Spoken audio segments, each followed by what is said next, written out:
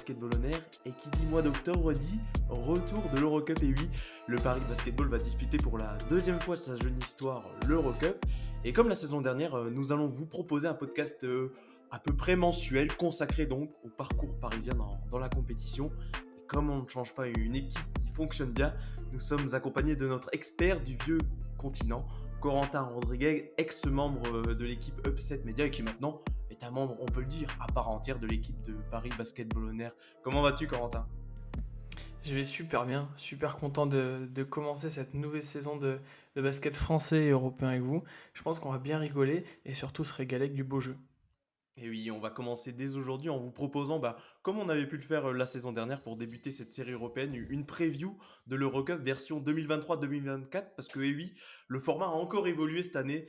Tu vas nous en parler, Corentin. On va également évaluer les forces en présence cette saison et donc forcément les ambitions que peut nourrir Paris dans cette compétition. Et spoiler, il va y en avoir forcément, après déjà le beau parcours l'an dernier et l'élimination en quart de finale contre Grande Canaria. Mais juste avant qu'on débute, on vous rappelle le petit début protocolaire. Suivez-nous sur les réseaux sociaux @paribet-du8 on air sur Twitter et Paris Bibol on air sur Instagram et Facebook. Depuis le début de la saison, on essaie de vous fournir beaucoup de contenu. Flavien et Antoine sont notamment déplacés à Saint-Quentin en championnat. On sera du côté de Nancy avec Flavien pour la 5e journée de championnat à Gentilly. Donc voilà, n'hésitez pas à nous suivre sur les réseaux sociaux. Mais d'abord, Corentin, on va commencer cette preview de l'Eurocup. On va faire d'abord une parenthèse d'introduction sur le Paris Basketball en lui-même parce que, sans forcément parler d'Eurocup, l'équipe a déjà beaucoup changé cet été. On en a déjà parlé dans nos épisodes précédents. Il y avait des interrogations. Le début de saison les a fait taire en partie, mais on voulait. Moi, j'ai envie de savoir tout d'abord, et je pense que les auditeurs aussi, quelles sont tes premières impressions sur le début de saison parisien. Je pense qu'elles sont surtout positives pour le moment. Oui, très positive. Alors, je vais pas vous le cacher, le Paris Basketball l'année dernière était assez intéressant, mais par moments morose. On ne savait pas vraiment à quoi s'en tenir. Il y avait des phases de très bien, des phases de beaucoup moins bien. Et lorsque j'ai vu le nouveau coach arriver, qu'il avait gagné la BCL avec Bonn, vainqueur surprise, et avec la manière qui plus est, parce que quand tu sors Unicaja Malaga, c'est que quand même tu as une belle équipe. Derrière, avec des joueurs assez intéressants et surtout qui apportent du spectacle comme TJ Short dans ses bagages et d'autres également, je me dis bon bah super, Nadir Ifi, je suis ok.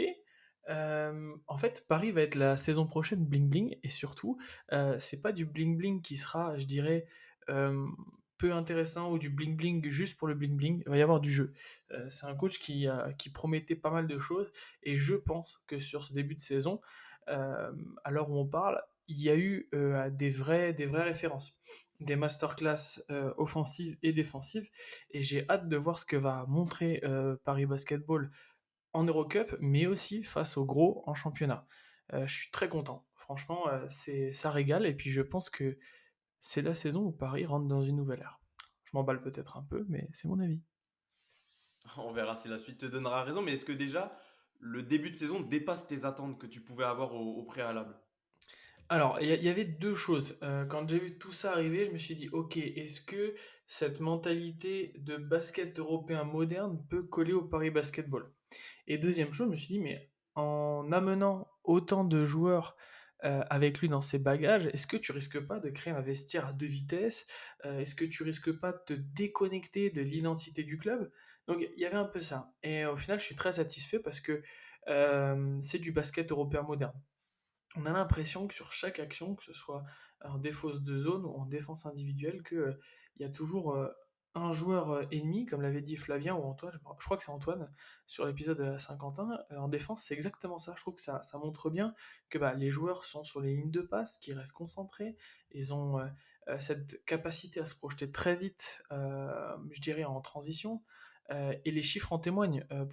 Première équipe au rebond en moyenne, tu as aussi une équipe à l'évaluation qui est deuxième, à l'interception troisième si je ne m'abuse. Donc tu as vraiment cette grosse identité défensive, agressive, mais aussi en attaque, avec le fait que bah, l'attaque en championnat est troisième attaque, et puis derrière ça envoie. C'est de l'intensité pendant 40 minutes, et tu as l'impression que la rotation est beaucoup plus ouverte, et je dirais à un plancher beaucoup plus élevé que l'année dernière. Donc ça m'a régalé quoi. Tu des joueurs comme ça, alors je me les suis notés, par entre guillemets, type de joueurs. Tu as des joueurs créatifs comme tu peux avoir, nos amis, Iffy ou notre ami, TJ Short qui, eux sont des créateurs. De l'autre côté, tu as des slashers comme Ward ou Malcolm. Tu as des joueurs très académiques mais qui sont super intéressants comme Kratzler ou Yantunen. Et puis tu as des soldats, Kessens, Herrera. Et puis en fait, ça fait un joli mix qui fonctionne très bien en début d'année où tu as besoin d'avoir un projet de jeu qui soit assez bien ficelé pour attaquer les défenses qui ne sont pas encore en place. On verra dans le futur si les équipes en face s'adaptent, mais en tout cas, c'est super enthousiasmant. Ouais, super enthousiasmant. Paris qui est là, bah, après 4 matchs en championnat, figure qui est la troisième attaque de Betclic Elite avec quasiment 90 points marqués. Deuxième défense, 66 points seulement encaissés sur les 4 premières rencontres. Et c'est vrai que ce que tu disais sur le fait qu'il y ait beaucoup de joueurs qui venaient de la même équipe, de Beaune, que ça aurait pu créer des clans. C'est vrai que Flavien et Antoine ont pu se rendre au Media Day qui avait plus, ils nous témoignaient en tout cas qu'il y avait plutôt, bah, dans l'équipe, ils n'avaient pas ce sentiment en tout cas qu'il y avait plutôt une très bonne ambiance. Mais c'est vrai que par contre, le fait qu'il y ait de nombreux joueurs de la même équipe, bah, c'est une équipe qui se connaît très bien et ça se voit sur les systèmes qui sont mis en place depuis le début de la saison. Il y a de nombreux cuts, nombreux backdoors, nombreux mouvements sans ballon et on sent que vraiment chaque joueur connaît la position préférentielle de son coéquipier pour le mettre dans les meilleures conditions. Et ça, on sent que Paris a déjà un avantage, en tout cas sur ce début de saison, sur ses premiers adversaires dans ses premières semaines. Et ça, c'est super intéressant. Et autre chose que tu soulignais, c'est vrai que le fait que la rotation soit beaucoup plus élargie, eh ben, Paris peut proposer pour le moment, en tout cas, on verra si ça pourra se confirmer dans les semaines à deux matchs notamment, mais Paris peut proposer une intensité très importante pendant 40 minutes. Et ça, pour l'instant, ça fait la différence. Je voudrais revenir sur quelque chose que tu as mis en avant, c'est que Paris, cette année, propose un basket européen moderne. Est-ce que tu peux m'en dire un peu plus sur cette notion? Alors déjà, c'est quoi un petit peu on va dire le jeu du basket européen et qu'est-ce qu'apporte cette notion de modernité? Alors, si je pouvais la résumer, ce serait en 3 4 points maximum. La première, c'est une grosse défense sur le point of attack, qui je trouve avec TJ Short ou Nadir Ifi est particulièrement intéressante. La deuxième, c'est aussi beaucoup de coupes, notamment dans le dos, des coupes backdoor, pour utiliser un anglicisme, qui sont dans le basket européen très utiles et intéressantes dans la mesure où tu as souvent ce gardien de raquette, ce fameux goal, puisqu'on n'a pas cette règle des 3 secondes en défense comme en NBA. Et donc du coup, ça me permet de faire la transition sur ce troisième point, une très bonne utilisation de ce goal à l'intérieur avec des aider, reprendre, des mecs qui vont combler comme Kratzer des trous et qui vont bien dissuader sans être pour autant des monstres athlétiques. Et puis dernière chose, c'est une adresse insolente, c'est-à-dire qu'on n'a pas peur de prendre ses tirs, notamment en transition. Donc ces 4 éléments font que Paris est ultra séduisante à voir jouer et que je pense que on est à l'aube d'un réel, on va dire, intérêt pour cette équipe et que c'est la saison qui peut les faire décoller. On va peut-être juste un petit peu pondérer ce début de saison pour Paris en Mhm. disant peut-être qu'ils n'ont pas encore joué des adversaires vraiment d'un grand niveau. Alors Dijon et Le Mans pouvaient s'y apparenter, mais on sent quand même que leurs effectifs pour l'instant sont moins bons que la saison dernière. Saint-Quentin, même s'ils font plutôt un bon début de saison partout, ça reste un promu. Il y a le match à Limoges qui est une bonne performance, mais Limoges n'a peut-être pas non plus une équipe pour jouer le top 6 du championnat cette saison. Donc voilà, pour le moment, Paris a joué des équipes on va dire, d'un niveau moindre par rapport à son effectif, mais il fallait quand même les battre. Paris les a battus en plus avec la manière, donc c'est à souligner malgré tout. Et autre petit point, c'est que Paris, pour l'instant, on n'a pas encore vu les Parisiens vraiment en difficulté dans une rencontre. Alors, il y a peut-être eu un moment le troisième quart-temps contre Saint-Quentin. Un moment, il y a eu un petit trou d'air contre Limoges en deuxième période, mais ça peut être mis sur le coup du relâchement. Donc, à voir aussi comment Paris réagira dans ces moments-là quand ils seront un petit peu plus mis en difficulté. Ça arrivera peut-être en Eurocup, ça arrivera peut-être en championnat, même si en tout cas, le calendrier sur ce début de saison est très favorable pour que les Parisiens enchaînent tout simplement les victoires.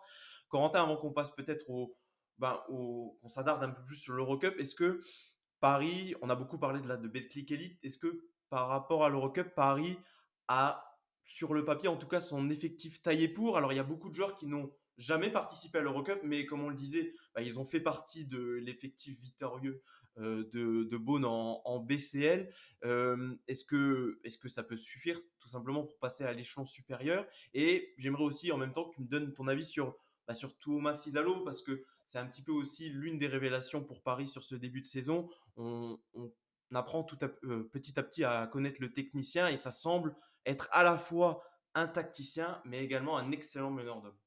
Alors, je vais essayer de reprendre point par point. Effectivement, on va avoir plus de certitude quand Paris jouera des l'ASVEL, Bourg-en-Bresse, Monaco, ce genre d'équipe, quoi.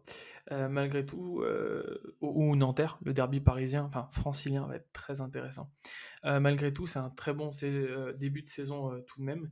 Et je pense que le fait de pouvoir jouer en Eurocup va permettre aussi d'être plus fort en championnat, puisque tu vas rencontrer des principes de jeu plus forts de l'autre côté en Eurocup. Et je pense tout de même que cette équipe est taillée pour ça. Je m'explique. Simplement, tu as beaucoup de joueurs qui ont fait partie de l'épopée de Bonn. Et il faut savoir que bah, la BCL, quand bien même souvent elle est comparée à l'Eurocup, elle a un niveau qui a drastiquement augmenté et qui se rapproche, voire qui dépasse peut-être l'Eurocup. Et donc du coup, bah, si tu as des joueurs avec des principes de jeu forts qui se sont adaptés en BCL, pourquoi pas briller en Eurocup. Je trouve que c'est possible. Et puis en plus de ça, tu as, un staff qui a l'air vraiment épaissi et surtout qui est tourné vers cela. Potentiellement, en plus, ça peut être la dernière saison d'Eurocup. On sait qu'il y a des pourparlers pour fusionner BCL et Eurocup, donc une compétition FIBA et une compétition EK, donc groupe Euroleague. Donc ça peut être potentiellement un gros atout pour Paris, qui on le sait, vise l'Euroleague. Et puis dernier point, si je puis m'exprimer sur le coach, alors je suis conquis. Alors il y a un peu d'emballement de ma part, mais c'est vrai que je suis très fan de ces coachs, on va dire, du nord de l'Europe, qui sont froids comme la lame et précis dans leur coaching, mais à la fois celui-ci, il a ce côté d'homme, dur mais juste. Euh, Pas Hugo, parce que les entraîneurs Hugo ont cette capacité à crier, à remobiliser leurs troupes avec beaucoup de virilité. Celui-ci, c'est plus tranchant, incisif, c'est appuyer là où ça fait mal pour motiver les joueurs, et j'aime beaucoup. Je suis vraiment conquis, je suis très intéressé de voir des rencontres contre Badalone, contre Venise, contre des équipes comme ça, contre le Beşiktaş, on en parlera ensuite, parce que il va falloir s'adapter à ces équipes-là. Est-ce qu'il aura, on va dire, la possibilité de le faire, et surtout, est-ce que son staff va bien l'appuyer dans ces rencontres-là? Ça va être très intéressant. Ouais, c'est vrai que c'est la prochaine chose qu'on va observer, c'est Thomas Cisalo, parce que, comme on l'a dit, pour l'instant, lors des premiers matchs de championnat, bah, Paris a toujours dominé, a quasiment a mené quasiment dans toutes ses rencontres du début à la fin. Donc, il n'y a pas forcément eu besoin de s'adapter outre mesure. Donc, c'est quelque chose qu'on observera évidemment. Et puis, ben, pour un petit peu répondre à la question que je t'ai posée également, c'est vrai que, pour donner mon avis, c'est vrai que déjà l'an dernier, Paris a assez tranquillement surfé sur la saison régulière, en tout cas en Eurocup, alors que pourtant, Paris l'an dernier, c'était vraiment les montagnes russes. Mais en Eurocup, il y avait une certaine régularité sous Will Weaver. Alors on se dit que l'effectif semble un peu meilleur et que voilà, il y a quand même des équipes qui restent parfois assez faibles dans cette compétition qui est l'Eurocup, même si voilà, il y a aussi des gros contenders comme Grande Canaria ou l'Hapoel Tel Aviv. Mais on se dit que Paris ne peut faire que mieux pour sa deuxième saison en Eurocup cette année. Très clairement, il y a la place pour. Malgré tout, Paris, pardon, fait partie, pour moi, du groupe le plus costaud de la compétition. Et on va en parler tout de suite, justement. Tout d'abord, avant de s'attarder sur le groupe, Corentin, est-ce que tu peux nous expliquer la nouvelle formule de l'Eurocup? Parce que l'an dernier, il y avait alors 18 matchs de saison régulière, il y en aura toujours pardon, 18, mais il y a eu 8 équipes qualifiées en playoff. Cette année, ça change un petit peu, dis-nous tout. Alors je vais tenter, parce que je suis pas super fan à chaque fois de changer le format de compétition, qui plus est peut-être pour la dernière fois de l'histoire de l'Eurocup. Affaire à suivre. Alors, si vous voulez, Mais on peut-être que cette a... année, il est un petit peu plus excitant, si on veut donner un tout petit peu de teaser avant que tu Ah, rentres ah dans le oui, ah, détail. très clairement. C'est vrai, t'as raison. Je le trouve beaucoup plus excitant. Je pense que c'est une très bonne idée de le changer. Simplement, dans les formats, c'est pas évident lorsqu'on change chaque année. Bah, en fait, vous jouez contre chaque équipe à chaque fois. Donc aller-retour. Les deux premiers de chaque groupe, donc il n'y a que deux groupes A et B, sont qualifiés pour les quarts de finale. Et ensuite, chaque équipe de la place 3 à 6 joue pour aller en huitième de finale. Donc c'est-à-dire que si tu gagnes pardon, assez de matchs pour être dans les deux premiers, tu économises quand même de jouer les huitièmes de finale. Et ça, c'est plus cool quand même. Et ensuite, il faut savoir qu'à chaque manche, si tu as le meilleur bilan en saison régulière par rapport à ton adversaire, tu auras toujours, quoi qu'il arrive, l'avantage du terrain. Ce qui est assez intéressant également, quand on sait que l'Eurocup, ça peut faire mal aux pattes en termes de déplacement. Ensuite, faut savoir également que ça se joue en un match sec pour les huitièmes et quarts de finale. C'est simple, tu gagnes, tu continues, tu perds, tu rentres à la maison. Ce qui est cruel, mais assez intéressant lorsqu'on voit certaines surprises sur les dernières éditions. Et enfin, pour les demi et la finale, là il y a un énorme changement, c'est que ça se joue au meilleur des trois matchs. C'est-à-dire que si tu gagnes deux matchs et ton adversaire en gagne un, voire n'en gagne pas, tu es vainqueur. Donc c'est pour moi un plutôt gros changement. Ça va être pertinent de voir en fait comment les équipes arrivent à s'adapter et à se recentrer sur l'objectif. Parce qu'il y en a un qui est un marathon, donc tu joues au meilleur des trois matchs, ta demi et ta finale, c'est un autre exercice que les huitièmes et les quarts où tu joues en un match. On sait que se déplacer sur un match, surtout dans les salles très chaudes, ça peut énormément jouer. Je tourne mon regard vers des équipes type les équipes turques, type l'Hapoel Tel Aviv. Ça peut être intéressant pour eux de mettre un énorme coup de pression sur des matchs et de leur permettre de sortir des équipes contre lesquels ils n'étaient pas partis favoris. Donc bon, ce format est plus excitant, je le trouve plus intéressant que les saisons passées, et j'espère que si l'Eurocup continue, ils le garderont pour que ça gagne encore en visibilité. Ouais, c'est vrai, je te rejoins. Pourquoi je le trouve également plus excitant? Parce que le fait qu'il n'y ait que 6 équipes qualifiées en playoff, ça redonne un peu d'intérêt à la saison régulière. Parce qu'on va pas se mentir que, par exemple, la saison dernière, après la phase aller, bah, tu connais quasiment les 8 qui seront qualifiés en playoff. Donc après, ça donne un peu une phase retour où en plus tu as déjà découvert les équipes bah, un petit peu moins intéressantes à suivre. Et le fait que le bilan compte forcément. Et quand tu as des matchs qui jouent au meilleur des trois manches, et ben là, ça compte d'avoir cet avantage du terrain. Et justement, le fait que les demi et la finale se jouent sur trois matchs, ça donne quand même, il y a un petit peu ce sentiment de playoff comme on peut rencontrer dans le championnat de France. Et ça donne forcément plus d'intérêt de savoir que bah, même si tu joues le premier match à l'extérieur, bah, tu vas au moins avoir la chance de voir ton équipe évoluer à la maison en demi-finale ou en finale. Donc ça redonne de l'intérêt à la fois, je trouve, pour les équipes et également pour les connaisseurs, pour le public qui veut suivre la compétition. C'est sûr, tu m'ôtes les mots de la bouche, et à savoir qu'il y a toujours un ticket pour l'Euroleague. C'est important de le préciser dans la mesure où l'année dernière, Gran Canaria, l'équipe d'Andro Albici, a gagné, mais ont refusé la cession à l'Euroleague, puisqu'en termes de moyens, ils ne pouvaient pas le faire. Donc du coup, c'est Valence qui est resté en Euroleague. Voilà, pour la petite histoire. Une position que Paris ne refuserait pas, comme tu le disais, que Paris voilà, aspire à aller dans le futur en Euroleague et pourquoi pas gagner sa place sur le terrain, ça valoriserait encore plus bah, l'image du club parisien. Maintenant qu'on a un petit peu voilà, présenté l'image globale de cette Eurocup 2023-2024, parlons un petit peu bah, du groupe de Paris, le groupe A. Et tu le disais, ça semble être le groupe le plus relevé, en tout cas des deux. Parlons d'abord, bon, j'ai un petit peu classé les équipes par catégorie, on va dire. J'ai nommé la première l'esprit Coubertin, c'est les équipes qui, bah, en tout cas de ce que je pense, et tu me diras si tu es d'accord avec ça, ne joueront pas les playoffs cette année, ou en tout cas n'ont pas d'espoir de les jouer. D'abord, Wolves Vinicius, c'est un projet. Moi, j'ai noté un petit peu à la Paris Basketball parce que c'est un club tout jeune qui a à peine une année. C'est sa première participation à la compétition et il y a quand même des joueurs assez référencés. Jeffrey Taylor qui est passé longtemps par le Real Madrid encore Arthur Zagars qui est un joueur prêté par le Fenerbahçe. Parle-nous un petit peu de cette équipe. Est-ce que j'ai raison en les qualifiant un petit peu de cette manière de projet un peu à la Paris Basketball?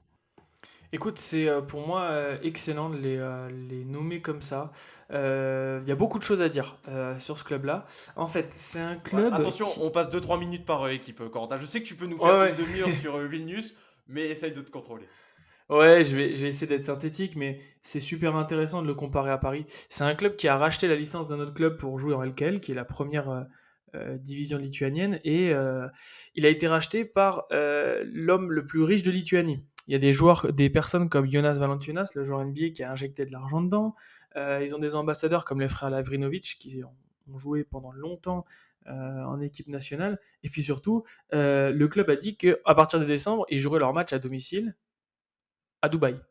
Donc on est sur quelque chose de stratosphérique pour l'Eurocup, je le rappelle, et c'est un effectif qui est, je trouve, solide, qui a un niveau plancher intéressant, avec Zagars, avec ce type, avec comment il s'appelle, l'ancien shooter Jusquevicius de Nanterre. Donc tu as un club avec un niveau plancher intéressant qui va batailler pour la dernière place de playoff à mon avis. Et attention, à domicile, pas bon à prendre à mon avis. Donc c'est une équipe super intéressante. Passons désormais à Hambourg, qui a terminé huitième du groupe de Paris l'an dernier, le dernier strapontin pour les playoffs. Est-ce que c'est l'équipe la plus faible sur le papier de ce groupe cette saison? Très clairement, voilà, c'est l'équipe qui, je vais peut-être être méchant, mais qui m'intéresse le moins dans la mesure où, dans une ligue qui a tendance, la ligue allemande, à monter en niveau, je trouve que le projet Hambourg bah, commence doucement en fait. Je veux dire, quand on voit que Bonn, qui était moins bien parti, a eu des meilleures saisons, voilà, Hambourg, ça va être bof bof, mais attention quand même à William Christmas, qui est un joueur très intéressant. Et je pense que malgré tout, ils peuvent prendre un ou deux matchs qui peuvent t'empêcher d'aller plus loin en playoff. Donc attention tout de même, mais je pense qu'ils devraient terminer dernier du groupe très logiquement. Après Ankara la saison dernière, il y a un autre club turc cette saison dans le groupe de Paris, c'est Beşiktaş, qui il y a des joueurs qu'on connaît plutôt bien, Jonah Matthews qui est passé par l'Asvel l'an dernier, qui était plutôt bon même, Matt Mitchell qui a été également passé par Strasbourg. Qu'est-ce que tu peux nous dire sur cette équipe turque qui a un effectif plutôt alléchant sur le papier, je trouve? Ouais, je partage. J'aime beaucoup le fait d'avoir des joueurs qui sont passés par la France avant. Moi, c'est sur le banc que ça m'intéresse. Ils ont Dusan Alipievich, qui est l'ancien coach de Bursaspor, qui avait tapé bah, toutes les équipes, notamment le Partizan, il y a 2 ans, si je ne me trompe pas, pour aller jusqu'en finale d'Eurocup et perdre contre la Virtus Bologne. Donc, c'est un coach qui est solide, qui sait s'adapter et en plus de ça, qui a pris des joueurs qui peuvent correspondre à son style de jeu. Johnny Matthews, Derek Nidam. Il y a des joueurs turcs assez intéressants comme Durmaz ou Arslan. Donc je pense que c'est une équipe qui peut être poil à gratter, notamment à domicile, parce que le Beşiktaş, c'est quand même un club omnisport avec j'allais dire on a tifoserie, avec des supporters assez chauds, pardon, et qui peuvent être très embêtants à aller jouer, hein. Notamment si tu te retrouves à jouer contre eux au coude à coude pour les playoffs. Voilà, c'est une équipe poil à gratter. Ljubljana ensuite, c'est une place forte en Europe, notamment en Eurocup, mais ça a fini dernier de son groupe l'an dernier. Est-ce que c'était une anomalie ou est-ce que l'équipe est pas forcément au niveau? Pourtant, il y a des joueurs d'expérience, hein. Il y a Zoran Dragic, ils ont ramené Justin Cobbs cette intersaison, il y a Radicevic également. Est-ce que voilà, c'était une anomalie ou l'équipe est quand même un cran en dessous des autres? Alors, c'est un club que je connais bien parce que j'ai été pendant mon tour d'Europe et j'ai beaucoup d'affection pour ce club-là. Malgré tout, c'est un club qui, on le sait bien, joue demi-finale, finale de Ligue Adriatique et en Eurocup, bah, ça joue les quarts, les huitièmes de finale normalement. La saison dernière, ils n'ont pas été au niveau. Quand tu as des joueurs comme Jaka Blazic, tu peux pas te le permettre. Là, il y a Justin Cobbs qui revient dans ce club puisqu'il a déjà joué. Et puis ils ont ramené comme coach Simone Pianigiani, l'italien, qui est un coach assez intéressant qui te permet d'avoir un plancher et de terminer dans la allez, quatrième place pour aller en playoff. Donc moi je les vois comme une équipe très dure à jouer puisque c'est athlétique mais c'est surtout très technique. Et donc du coup pour Paris ça va être une vraie opposition intéressante, à voir comment nos Parisiens s'adaptent face à une équipe qui est habituée aux joutes européennes qui l'année dernière a été très mauvaise et qui doit donc laver l'affront. Ensuite, retrouvera un de ses anciens joueurs, c'est Amir Sims avec Venise. Alors Venise qui a été au cœur d'un imbroglio cet été avec notamment Bruno Caboclo. Je crois que c'est toujours pas résolu. L'ailier brésilien qui s'est engagé qui avait signé avec Venise, qui avait donné également sa parole à un autre club. Enfin bref, qu'est-ce que tu peux nous dire sur Venise pour cette saison? Bah, que c'est dommage qu'il n'ait pas Caboclo, enfin pour l'instant. J'adore cette équipe depuis longtemps. Pour vous dire le niveau de folie de cette équipe, quand ils gagnent le titre, ils se baladent en barque dans la ville. Moi, j'adore. L'année dernière, anomalie, ils ne font pas la saison d'Eurocup qu'ils doivent faire, notamment avec l'effectif qu'ils ont. Ils ont changé de coach. Ils ont fait venir Neven Spahiya, qui est un coach croate, si je ne m'abuse, qui est vraiment une référence en Europe. Et ils font venir des joueurs super intéressants. Amir Sim, c'est typiquement le genre de joueur qu'il leur fallait sur les postes 3-4 assez, comme diraient les Américains, versatile. Versatile, je ne reprends pas l'anglicisme, en français, ça veut dire totalement autre chose. Ils ont fait venir également Kyle Widger, qui est super intéressant, qui est genre de poste 4 qui va ramener des points, et c'est ce qui manquait à Venise. Donc moi j'attends beaucoup de cette équipe dans la mesure où ils ont réussi à conserver un joueur comme Marcos Pissou. Donc voilà, Venise, je la vois troisième de ce groupe, et je pense honnêtement que ça va être difficile d'aller leur prendre des matchs à domicile. Malgré tout, c'est une équipe qui revient de loin par rapport à la saison dernière, et qui ne peut pas se permettre une deuxième catastrophe industrielle. Donc pareil, vrai défi pour Paris, même si je pense que l'équipe de la capitale est au-dessus. Allons un peu plus au nord avec Prométhée qui a fini premier de son groupe la saison dernière, demi-finaliste, qui est toujours une place forte sur l'échelon européen, qui compte là aussi des anciens joueurs du championnat de France, Ronald March notamment, qui a été très bon ces dernières saisons avec Rouen. Qu'est-ce que tu peux nous dire sur Prométhée? Ce sera bon, l'un des favoris du groupe, on peut le dire. Ouais, c'est assez marrant parce qu'on les a vus monter en pression, tout au long de la saison dernière, notamment avec le conflit en Ukraine. C'était intéressant de voir qu'ils jouent en Lituanie, si je ne m'abuse, et que voilà, les joueurs n'avaient pas forcément, les meilleures conditions pour jouer. On a eu la révélation de Youssouf Sanon, numéro 30. Voilà, très intéressant. Allez voir ces matchs.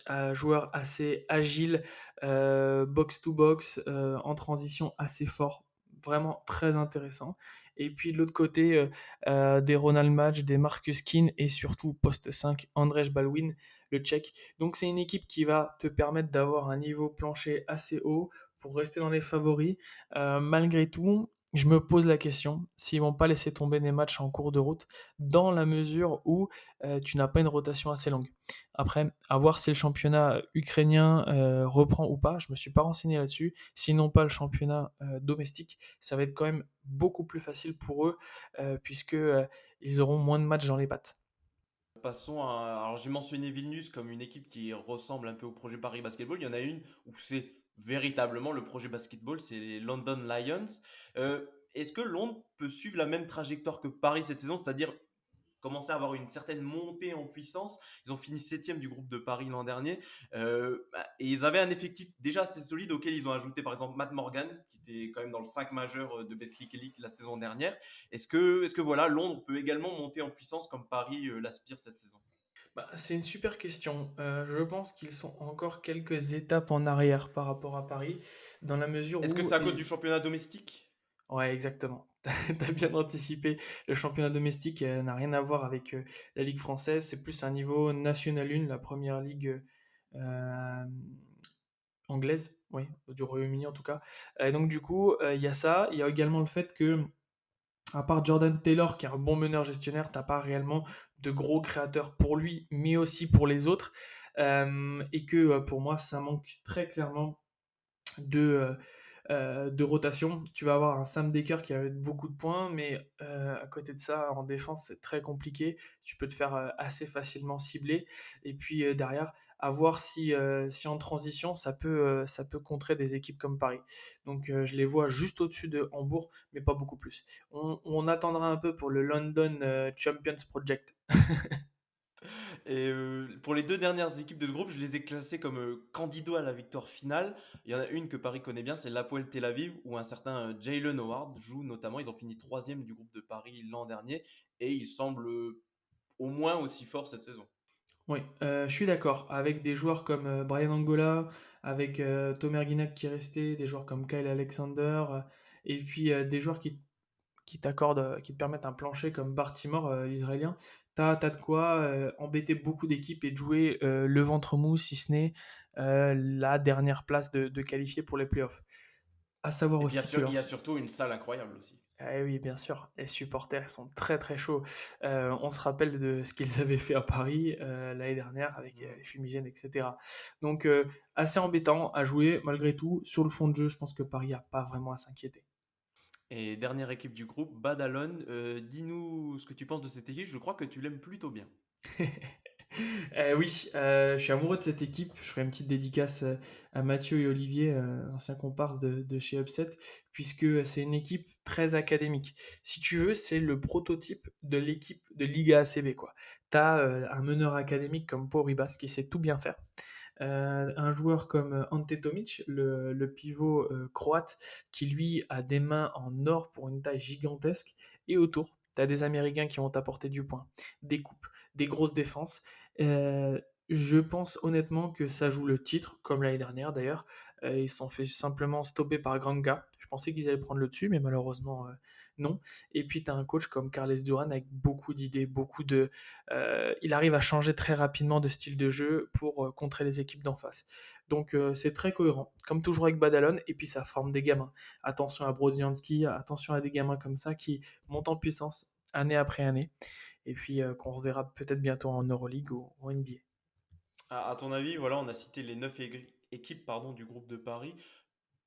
Où se situe un petit peu le club parisien dans ce groupe? Top 4, top 6, voilà, top 2 si on est un petit peu, si on voit la vie en rose pour Paris. Mais à ton avis, toi, où est-ce que se situe le créneau pour Paris? Alors, tu me demandes de mouiller, j'ai pas de souci avec ça, mais je veux juste pas que ça leur porte préjudice. Très honnêtement, je les vois deuxième ou troisième de ce groupe. Je pense qu'il y a la place. Le niveau plafond de ce groupe est assez haut. Malgré tout, je pense qu'en début de saison, Paris va avoir énormément de latitude pour grappiller des rencontres et aller chercher des matchs gagnés. C'est sur la fin que ça va être plus compliqué puisque cumuler championnat et Eurocup pour une équipe qui malgré tout est prête déjà en ce début de saison, mais qui va être vite rattrapée par les autres équipes qui vont se structurer pour s'adapter à eux, ça va être compliqué. C'est, je pense, tu vois, janvier, février, qu'on aura cette petite bascule de savoir si Paris a les armes pour aller plus haut ou si au final c'était qu'un feu de paille. Ok, déjà un top 2, une qualification directe pour les quarts de finale, ça serait assez énorme pour Paris. Ah ouais. Euh, Parlons un petit peu avant de conclure tout doucement cette preview, des autres équipes qui seront à surveiller, notamment en vue de phase finale. Moi, je me suis noté 3 équipes de côté. Grande Canaria, tenant du titre forcément, et également Podgorica que Paris a pu jouer l'année dernière en groupe, et Ulm, où un certain Pacom Dadier joue. Euh, Vas-y, je te laisse un petit peu pêle-mêle me parler de ces 3 équipes ou d'autres équipes que je n'aurais pas pensé à mentionner pour éventuellement remporter l'Eurocup 2023-2024. Bon, je trouve déjà que ta sélection est excellente. J'aurais pris les mêmes équipes. Je vais rapidement passer sur Podgorica. Voilà, on sait ce que valent les équipes ex-yougoslaves. Ça va être dur au mal. Ça va être compliqué d'aller jouer là-bas parce que c'est le club nation, Podgorica. Tu as des gros joueurs, notamment des gros scoreurs comme Aleric Freeman. Il y a Yohan Makoundou qui va jouer chez eux cette Mhm. année. Donc c'est de se dire, voilà, est-ce que cette équipe-là va jouer avec un jeu stéréotypé d'équipe entre guillemets des Balkans, ou sinon, est-ce qu'ils vont réussir à jouer davantage la bascule de la transition et du jeu rapide? Donc ça va être tout le temps ce dilemme de savoir s'ils réussissent à s'adapter. Et puis on a nos amis de Granca qui vont remplir gentiment pour aller chercher un deuxième titre d'affilée. Voilà, il y a Kalakovic va faire le boulot. Mais Corentin, tu tues tout le suspense, voyons. Ouais, gentiment ils vont y aller. Alors je dis pas qu'ils vont aller au bout, mais je pense que c'est une équipe qui a de quoi nous régaler parce que le jeu est léché, c'est très intéressant. Et important de mentionner que notre ami Pierre Pelos sera de l'aventure, un deuxième Français dans Oui. l'équipe. Pour Ils sa ont première ajouté expérience à l'étranger. Ouais, exactement. Je suis très, très, alors, excité, c'est un anglicisme aussi, mais je suis très enthousiaste à l'idée de le voir, sachant que ils ont ajouté Ben Lammers de l'Alba Berlin, enfin l'ancien joueur de l'Alba Berlin, et Ethan Happ. Donc attention, les quatre pivots de grands cas, il y a de quoi donner des maux de tête à notre équipe parisienne si on croise avec eux. J'espère pas. Et ensuite Ulm. Alors tu parlais de Paco Dadier, je suis très très intéressé par cette équipe. On sait que c'est un peu la fabrique à talent de la Bundesliga. On sait Et c'est le qu'il y champion a... d'Allemagne en titre Et qui a ouais. battu Bonn en Mm. finale des playoffs, hein. 3-1 si je me ne m'abuse, un truc comme ça. Je ne saurais plus te dire le score, mais en tout cas, ils sont champions. Et ils sont champions, ouais, champions en titre. C'est alors accessoirement c'est un club qui sort chaque année des talents et il y aura Juan Nunez à la main, 19 ans, meneur espagnol formé au Real Madrid. Si vous ne savez pas quoi faire de vos soirées et que vous voyez que Ulm joue, allez-y, ça va être très intéressant. Et je vais un peu Et abuser il y a en... aussi Noah SND qui a signé là-bas. Alors, il ne jouera peut-être pas en Eurocup, mais en tout cas, voilà, comme tu disais, Ouais. cette pépinière de talent, bah, ça confirme encore cela. Ah, je l'avais pas vu, bah tu vois, c'est cool, ça donne encore des arguments pour aller voir jouer. Et puis pour citer une dernière équipe, je vais me faire un petit kiff, c'est le retour de l'Aris Thessalonique, qui est un club que j'ai visité pendant mon tour d'Europe également, club légendaire, ancien club de Nikos Galis, salle très très chaude quand elle est pleine. Et donc du coup, je pense que c'est une équipe qui va pas être bonne à jouer quand elle sera à domicile, mais par contre, voilà, c'est une équipe qui va être limitée, mais ça fait du bien de voir des clubs historiques de retour après plusieurs risques de faillite. Et je pense qu'on aura une magnifique compétition. J'ai très très hâte de voir les matchs de Paris, puisqu'on aura des vrais débats tactiques et des vraies oppositions de style. Donc je ne peux que enjoindre nos auditeurs à aller regarder l'Eurocup. Et voilà, on espère que ce tableau quasiment complet des équipes de l'Eurocup, en tout cas, vous aura donné envie. En tout cas, rien que moi, à entendre Corentin me donner des anecdotes sur chaque petite équipe, ça me donne envie de découvrir même les équipes assez anecdotiques, pour ne rien vous cacher. Voilà, Corentin, pour conclure, est-ce que, voilà, avant le début de saison, on se disait pour Paris que l'objectif, c'était bah, de nouveau de faire des playoffs, de passer un tour, voire un petit peu plus quand on voit le début de saison parisien, quand on voit voilà, les forces en présence en Eurocup, tu nous annonces un Paris qui peut potentiellement entrevoir le top 2, le top 3 de son groupe et donc forcément bah, déjà atteindre les quarts de finale. Est-ce que Paris doit se placer comme un prétendant au titre? Est-ce que même à ton avis, peut-être que l'équipe se voit elle-même comme déjà un prétendant au titre, même si peut-être les observateurs ne le voient pas comme tel pour l'instant? Alors j'ai écouté vos interviews de début de saison. Je pense que voilà, c'est dans l'ADN du club d'avoir de l'ambition, parce qu'il a été créé pour ça. Il y a l'Adidas Arena qui va arriver. Donc je pense que ce serait une erreur de ne pas se placer en tant que compétiteur pour ce titre. Malgré tout, voilà, c'est la bascule du milieu de saison qui va être dure. Tu sais, d'avoir l'opposition entre tes objectifs de la saison, ce que tu as réussi à accomplir, et de mesurer l'écart entre les deux. Et donc du Et coup, puis comme le disait le coach, Paris va quasiment jouer plus de 30 matchs jusqu'en janvier. mm, Donc il y a aussi cet aspect, Paris qui compte, on l'a dit, sur une rotation très large. mm. S'il y a quelques blessures qui viennent s'immiscer dans l'eau, ça pourrait aussi un tout petit peu contrecarrer les plans. C'est ça, c'est ça. Après, tu as de quoi voyager avec assez de créateurs et de qualité physique. Ce qui va être intéressant, c'est vraiment la récupération et ne pas exploser tes joueurs sur des matchs où tu sais que tu vas gagner. Typiquement de la Coupe de France, typiquement les équipes de bas de classement de Betclic Elite. Donc, c'est la maturité en fait. C'est la question de savoir à la fin de saison, c'est qu'on se pose tous les quatre et de se dire est-ce que c'est l'année de la maturité pour Paris? Si c'est le cas, eh bien, ce sera un beau défi de gagner et puis on pourra tranquillement et sereinement aborder l'Euroleague. Bah voilà, on verra ce que ça donnera pour Paris. Alors comme je vous le disais en introduction de ce podcast, on va essayer de garder une périodicité mensuelle pour cette série dédiée à l'Eurocup.